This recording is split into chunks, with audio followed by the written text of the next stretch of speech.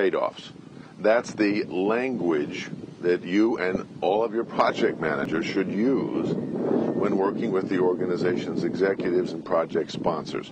That's the only way project managers can be effective dealing with people who outrank them by a whole lot. So we'll explore the tools of quantifying trade-offs so that you are being polite and cooperative and slightly annoying every time somebody asks you to change a project, change the scope, change the duration, change the staffing. You're saying, well, of course we can make that change, and the consequence is we increase the duration of the project 2 weeks. Is that the trade-off you want? Good project managers, program managers, and portfolio managers even more so, never talk about just one side. Someone says, can we change the date? Well, a project has 4 corners that we're going to quantify. The measure of success, which you now know is a number, and the budget, and the duration, and the level of risk, as we talked about, calculated from our PERT estimates. So we can have a project that has a measure of success of 90% of the phone calls answered within 120 seconds, and a budget of $200,000, and a duration of 7 months, and a risk level. We've set the estimates for the work at 60%, and those are the 4 quantified corners of the project. If an executive wants to change one of those corners, at least one other of the corners will change. The sponsor wants to go, doesn't want to have 120 seconds as the response time, but wants to go to 60 seconds response time on the phone calls. Well, that may increase the duration. It may also increase the budget. And we have to present the trade-offs to the executive covering those things. We never deal with just one corner. This makes you slightly annoying to deal with, but after people get used to it, you avoid those problems of having changes made to your project which makes it not feasible, and you don't get any compensating adjustment to budget or duration. That's what we want to avoid, is projects we know are going to fail on the day they start. So let's get into the details of these trade-offs. And then at the end, we're also going to talk about earned value, which will add on to the tracking we talked about earlier, and is going to be your primary tool for scanning the portfolio every week. Every time one of your project managers comes to you with a completed project, you're going to do your portfolio manager review before it goes anyplace else, before it goes to the evaluation committee, to make sure that we indeed have an optimized plan. And you may not get into the details of all the assignments and all the estimates, but you're certainly going to look at the schedule and the high-level achievement network for optimization. And what you're looking here during this review is the predecessor network as parallel as we possibly can make it, because that reduces risks on projects. And if I can take a section of a project schedule that has just a choo-choo train sequence of finish to start predecessors, well, slippage on any one of those is going to push the duration out. What I want is parallel paths with as much stuff happening as possible, because that gives me the opportunity to shift resources in response to a problem. So you're going to look for fine-tuning as your portfolio manager review or program manager review. And then after you do that, you're going to review the trade-offs that your project managers have put together, because you do not want to be presenting project plans with a sort of, this is the only way we can do this thing. Executives don't respond well to that. So you want to have, as a part of your protocol and your process with your project managers, is they go into a presentation or initiation meeting with principal trade-offs. And I think a good target is to say they come in with the way they want to do the project, MOS, the budget, duration, and risk as they planned it. And then they also have a version, a model, an alternative that is 20% faster duration. And there's going to be increase in budget probably, maybe even lowering of the measure of success to do it faster. Why do we want an option which finishes 20% faster? Because in every project approval presentation since the dawn of time, executives have asked the question, how can we do it faster? And if you don't have an answer, if you don't have trade-offs that'll let them cut a fifth of it off, they're going to cut off a fifth anyway and not give you any compensating budget or extra resources. So we want to have these trade-offs, so if they ask those questions, we have an answer. And maybe we have a couple answers. Finish 10% faster, finish 20% faster, finish 25% faster. Your project managers are going to object. Well, that's not the way I want to do this one. And the answer is, well, what we want is a successful project. It may not be done exactly the way we want to do it, but we want to have a project that can deliver the scope on time and on budget. So we present these options so we don't get put into a small box.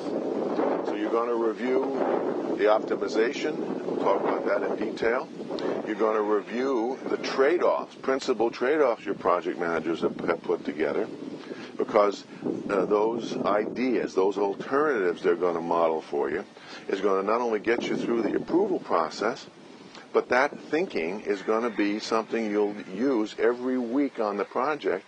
Every time you have a variance, we'll be looking at trade-offs when we have to make changes. Every time we have a change request, we'll be looking at trade-offs. So we establish the logic and the thinking with the executives, and then we use it every week of the project. The attitude you want to take during the review of your project manager's optimization is that there is no free lunch improvements left in the project schedule.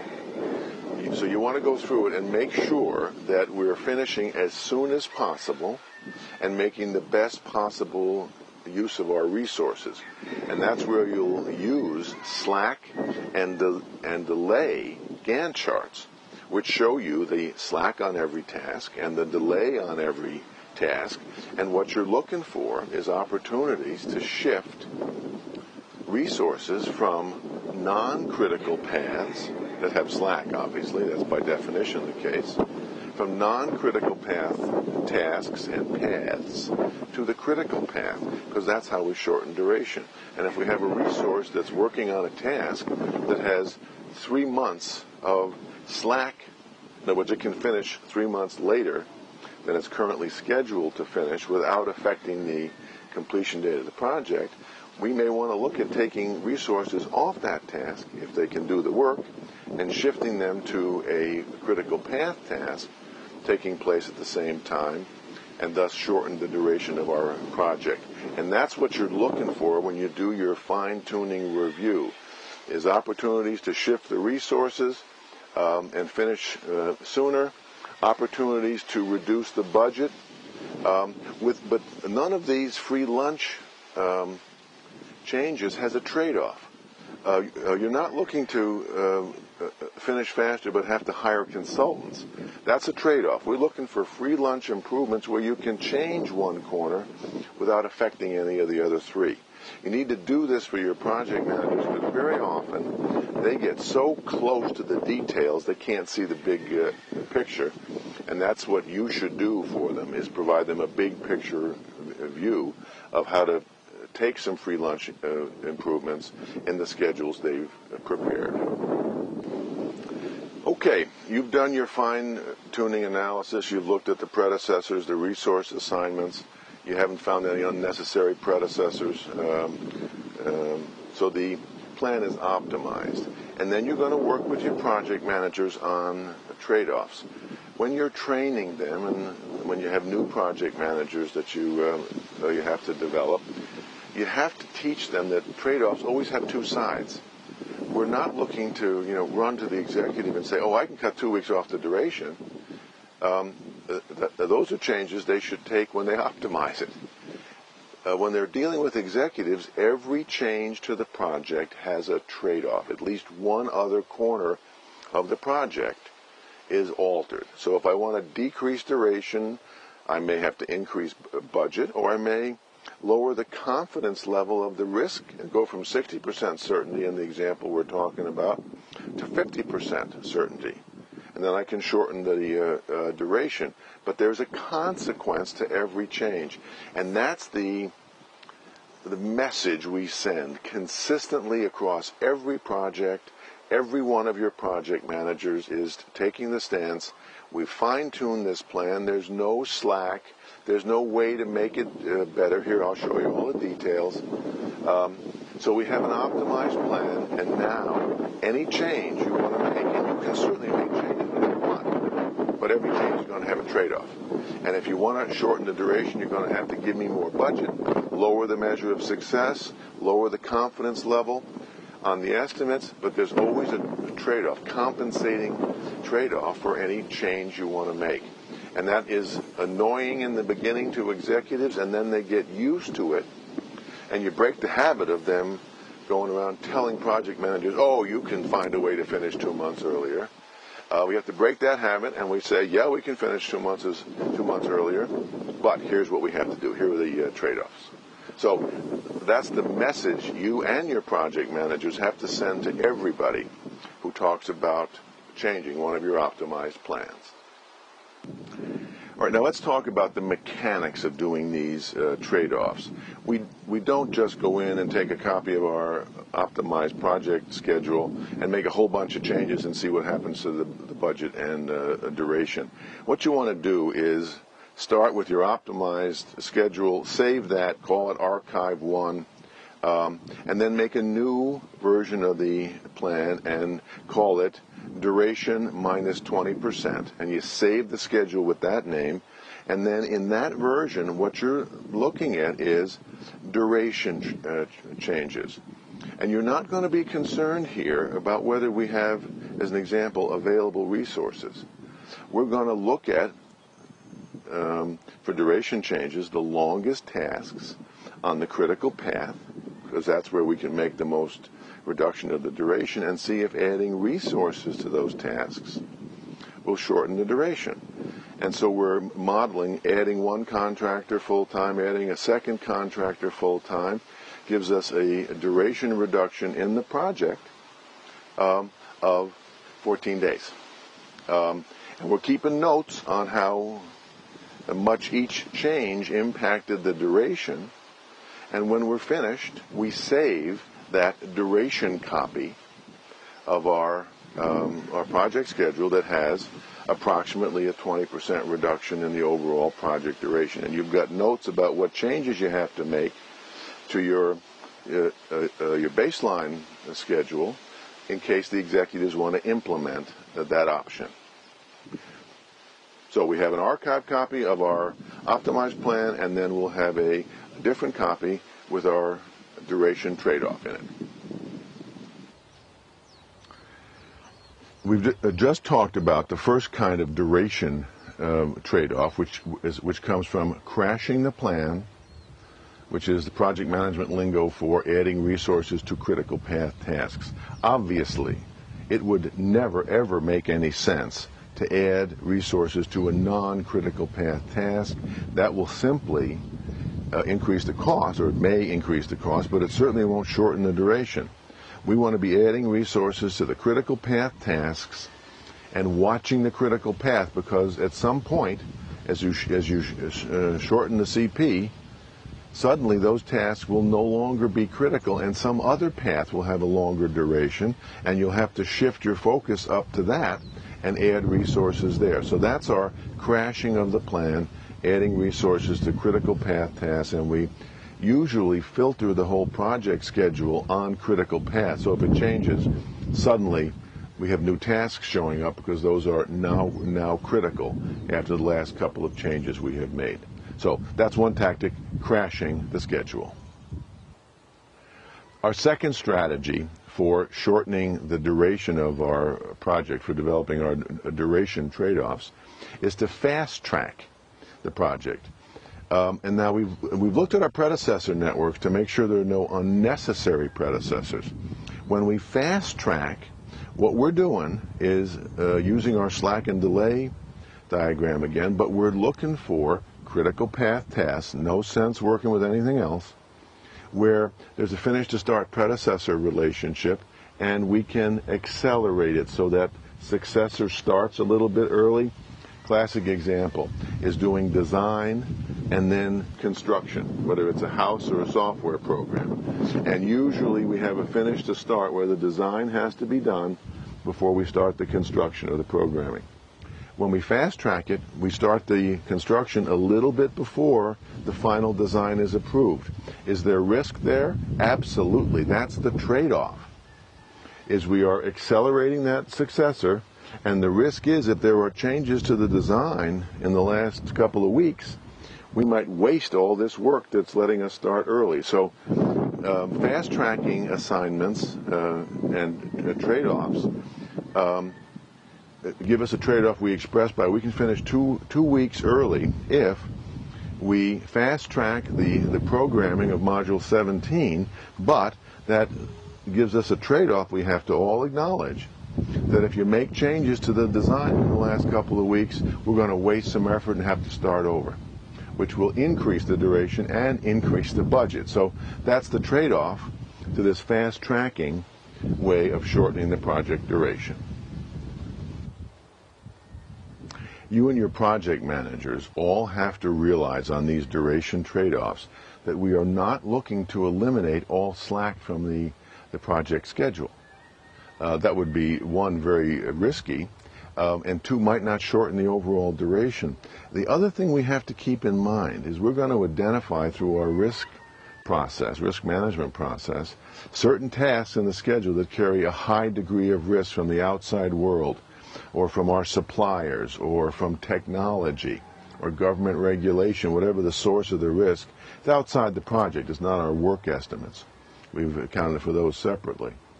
So we're going to identify tasks that are high risk, and what we would really like to do is have high risk tasks not be on the critical path, so that if we have an overrun on them, we'll spend more money. We'll have an overrun on the budget, but the budget overrun will not also cause a duration overrun. So one of the mitigation strategies when we have risks is to leave the slack on a high-risk task alone, and we may even increase the amount of slack by adding resources to that task or to its predecessors or successors, so that the path has more slack and we have a buffer. We have insurance against overruns if the risk event actually does occur.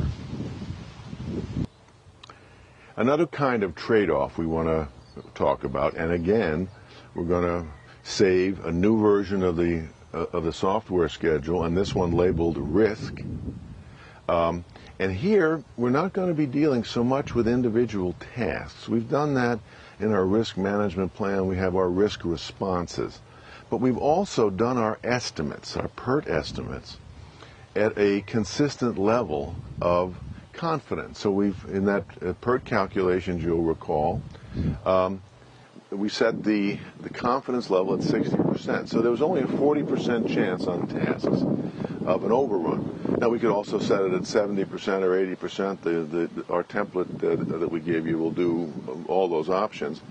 But you're going to have one confidence level for the project as a whole. And the first time you start trotting out that risk data, the sponsors are going to go wacko, because they're going to say, I don't want 60% confidence. I want 100% confidence. And this is when the education process has to start. And you're saying, well, certainly we can schedule the project and have resources such that we have 99.9%. I can't, 100% would be perfect, and we can't go there. But I can give you 99.9%, but instead of 43 people on the project team, I'm going to need 430 people on the project team, which means a whole bunch of other projects are going to have to get canceled because we'll have all the people. We need to pad up the resources to move to that higher level of confidence. So increasing the confidence level has a trade-off, and that is that the budget goes up and the duration goes up. Because instead of, as an example, we have a task, we estimate it, we have our 3 estimates in the PERT, we estimate it at to make the math easy, a 10-week duration, and then we apply our 60% confidence factor. You remember the mean and the standard deviation and that Z factor that we talked about? We apply that formula, and we put the task into the schedule at 12 weeks instead of the 10-week best guess estimate we have. So we're a little higher, and that gives us more certainty. It also increases the budget and increases the duration because we're scheduling more work. If they want to go from 60 to 70, you're coming in again with options modeled. So you're going to do your risk analysis at 60%, at 70%. We usually don't bother here at 4 p.m., don't bother with 80% because the resource requirements are way too big. But you certainly have the mathematics to go there. And you also may go at 50% and 40%. And I've had a lot of executives thinking they were saving money and finishing sooner want to approve schedules at 40%, and I'm saying to them, just remember, we're talking about 2/3 of the time this project's going to be late and over budget. Is that what you want? Because I'm going to put those odds in the broad brush plan and in the documentation for project approval that this project is scheduled with only a 40% chance of finishing on time and on budget. People don't like that. But that's the reality of the thing, and the risk and the confidence level stuff is tricky. Executives think if you don't show them the data, that the project schedule has a 100% chance of finishing on time and on budget, and if it doesn't, it's because you screwed up. The fact of the matter is, most projects get launched with a 30% chance of finishing on time. Why? Project manager goes and talks to the team members in the cubicle and asks for their best guess estimate. Well, if they've been around more than 2 days, they pad that estimate. And the project manager, in normal course, you wouldn't do this, but the project manager, being very short-sighted, cuts the estimate. Now, what happens the next time when the project manager goes to that person? They increase the padding factor, and the project manager has to increase the slash. Sponsors do the same thing. They get used to being able to arbitrarily knock 2 months off the schedule with no consequences. And what we're saying here is, if you don't want to change the MOS, and you don't want to have it take longer, and you don't want to spend more money, but you want to raise the confidence level, then we're going to document the impact on one of those or all of those other corners, because the project is no longer reasonably feasible. We don't have a 60% chance of success. That idea, that mindset that a project is not 100% certain is a very good one to instill in people's minds, because that affects the number of change requests they generate, or the change request attitude. When they come to you with a change, they're expecting some trade-off, and that's what you want. You don't want people walking in thinking you can cut a month off with no consequence. So this risk trade-off, people may not ever actually approve going to a lower risk level, but it certainly educates them in terms of how sensitive the project is to changes in those 4 corners: MOS, budget, duration, and the risk.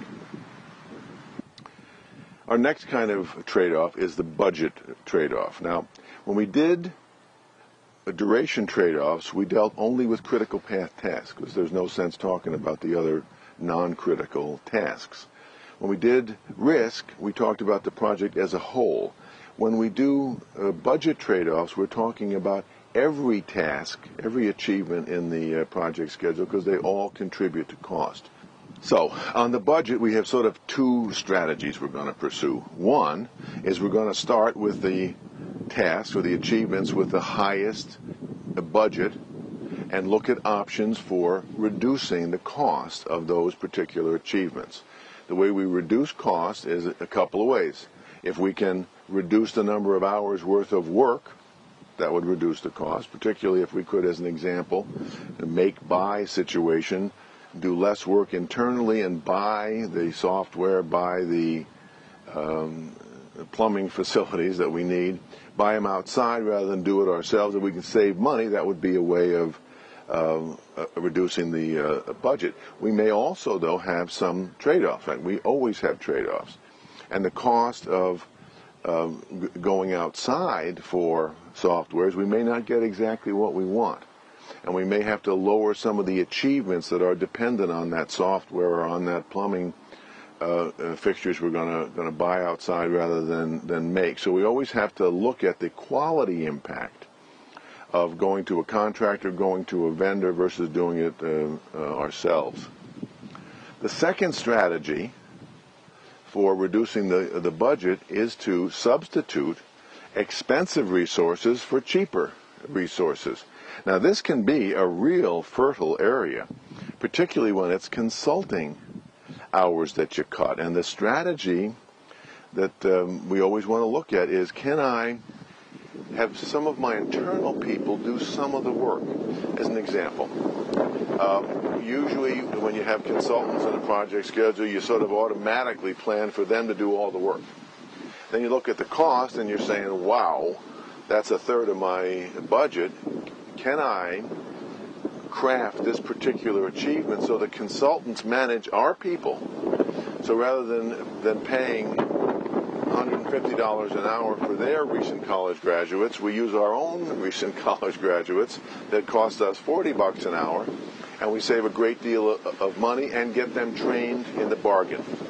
And we're using the consultants to supervise the work, not do it all. Now, do the consultants like this? Of course not. They would like to have you pay for all of their people, but when it's a choice of getting the job or not, they will often go for that, particularly in a competitive market. So this is a good option. The trade-off we have to be careful of is the level of guarantee we get from the consultant may go down, the level of responsibility they'll take for the work may go down, and the quality may go down too. So those are potential trade-offs when we substitute cheaper resources for more expensive external resources. But those are the two trade-offs we want to look at when it comes to reducing the budget. And the aim is the same. We want to be able to walk into that approval presentation with changes, trade-offs that reduce the budget by 20%, just like we reduce the duration by 20%. So you have those answers when people say, how can we do this cheaper? The one budget trade-off we have to watch, as in your wily executives will try this, is they want to go in and cut the work estimates on various tasks. Now, why would they pick that particular one? Because if I cut the work estimate on a task, reduce it from 100 hours worth of work to 50 hours worth of work, I do two things. If it's a critical path task, I shorten the duration, and I certainly lower the budget. So targeting work estimates is something that wily executives will do, and executives who are used to having project managers come in with padded up project plans will also focus on that too. So this is a battle you're going to have to fight. And the way I think we fight it is to say that estimate came from the person who's going to do the work. We had them do 3 estimates. We talked about the work. That person is committed to finishing the achievement in that time. If you cut it in half, I'm going to lose all of that commitment. And today, that change would make the project schedule look like we're going to finish early. What it, as a practical matter, means is you give me a project team member who thinks they've gotten sandbagged, they have no chance of succeeding, and what kind of level of effort do you think I'm going to get from that person? And if you do the same thing on a bunch of my tasks, you're going to do the same thing of costing me the enthusiasm and motivation of the team on every one of these tasks, and I don't think either of us want that. So if you want to pretend we can finish early today, fine, you can cut the work estimate, you're the boss. But I'm documenting that we now have a 21% chance of finishing on time and a 79% chance of being late because you've done this. I'm not going to commit to finishing to this pretend completion date that would result from slashing all those estimates. As you may gather, I've given this speech a couple of times, and you think you need to come on a little bit strong because executives will play that game till they're blue in the face, thinking they've got you committed. And when you're saying you can do what you want, but you've now gone from 60% certainty to 21%, and I'm going to document that so there's no misunderstanding at the end when we're 6 months late. You got to play the game that way, and hopefully you have the juice to be able to talk to people that way when they try and do that to you. The last trade-off, and the most important one, is the MOS trade-offs. And the main reason we want to have a measure of success with a metric in it is so we can increment it. Because as you think about it, if we have a project that has a measure of success of we answer 90% of our phone calls within 120 seconds, well, we have the option of saying of changing the MOS to we only want to finish 70% of the phone calls within 120 seconds, or 70% of the phone calls within 180 seconds. We can lower all the metrics, but then we go back through our project schedule and our high-level achievement network, and we lower the achievement for each of the high-level achievements because we may not need as much software development. We may not need as much training of our people.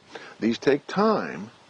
But when an executive says to you, oh, we need to finish in 6 months, not 9 months, well, as a practical matter, the only option you've got is to cut that MOS, all the high-level achievements, all the sub-achievements, re-estimate everything, and come up with a budget and a duration and a lower measure of success that gives the executives what they want. What you don't ever want to do is get caught in the situation where the executive says, I got to have that in 6 months, and you say, we can't do that. You can always craft some option with much lower achievement, much higher budget, to give the executive something in 6 months. Now, if they say, I want it in 6 months, I don't want to pay more than $10,000, and you can't change the measure of success, then all we're left with is the risk trade-off, which is now we have a 1% chance of finishing your project on time. And you have to play the game that way because talking trade-offs, talking 1% chance of success may make them very upset with you in the project approval meeting. But that's better than having them justifiably angry at the end when you haven't met a commitment you made. So that's the trade-off, and as a portfolio manager, you need to play this game very directly and with a lot of data. You're not trying to just run them over with aggressiveness and assertiveness. You have data behind every one of the statements you're making, and that's a pretty good position to be in when there's conflict with someone who's at a higher rank than you are.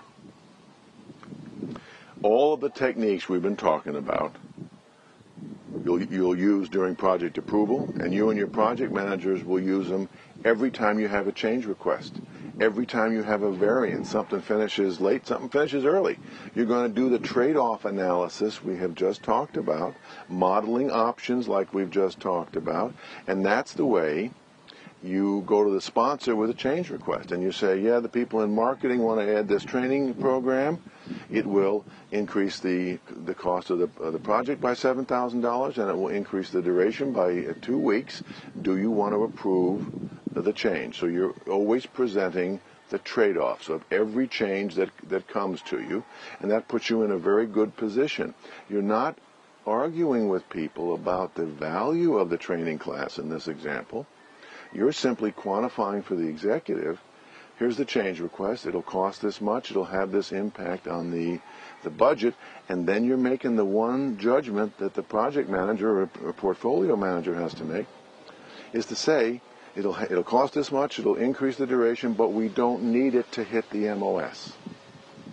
And then if the sponsor approves it, they're doing it with no particular tie to the achievement of this project, and you always want to document those recommendations on the on change requests, because a lot of times they're good ideas that you don't need to hit your measure of success, and that's the judgment you have to make. while you're using all of these trade-off tools every week when you have change requests, every week when there's status reports that show variances, you're also going to use earned value. And earned value is a very sophisticated tool that is of primary use to portfolio and program managers.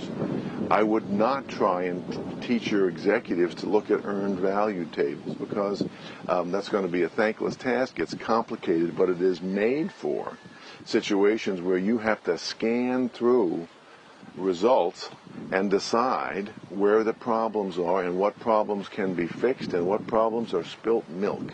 And those are the kind of judgments you have to make across the whole portfolio of projects. So you'll be dealing with earned value calculations right out of your Microsoft project. Next module we'll talk about how we roll up all the projects and combine them into one big schedule. And every week you'll look at the earned value report for every project in your portfolio. And you'll be dealing with, it's a complicated set of ideas. Schedule variance, which doesn't mean we're ahead or behind schedule. What schedule variance tells us is, are we as far along, is our percentage complete as of today, what we planned for it to be as of today. Everything in earned value is as of the current Friday, the date of those status reports. And so if you are 10% complete and your baseline schedule calls for you to be 12% complete, you're going to have an earned value variance, a schedule variance of $45,000. You say, well, how the heck can I talk about a schedule variance in dollar terms instead of days? Well, what that $45,000 means is you've spent $45,000 less than you planned to spend as of today. So you'll be looking down your earned value data, looking for large schedule variances, because that will tell you what tasks are behind and how much behind they are in terms of the work that hasn't been done.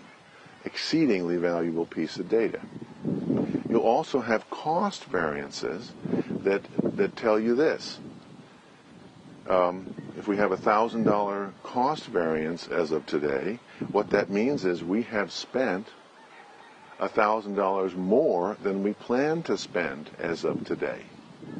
So I'm looking at costs and schedule variances separately. I avoid the situation in the usual Gantt tracking where cost variances and schedule variance can hide each other. And I'm surfacing those tasks where you want your project managers to pay a particular attention, and you're doing it from a report that you can scan. Even with a 200 project portfolio, you can scan in half an hour and know where all of your problems are and what problems your project managers have to develop solutions for versus what problems you don't have to solve. And having both of those pieces of information is valuable. We've got a software movie coming up that shows you how to read the earned value tables, how to create the data, but this is a tool that you as a portfolio manager, program manager, will use every week to find out what's going on.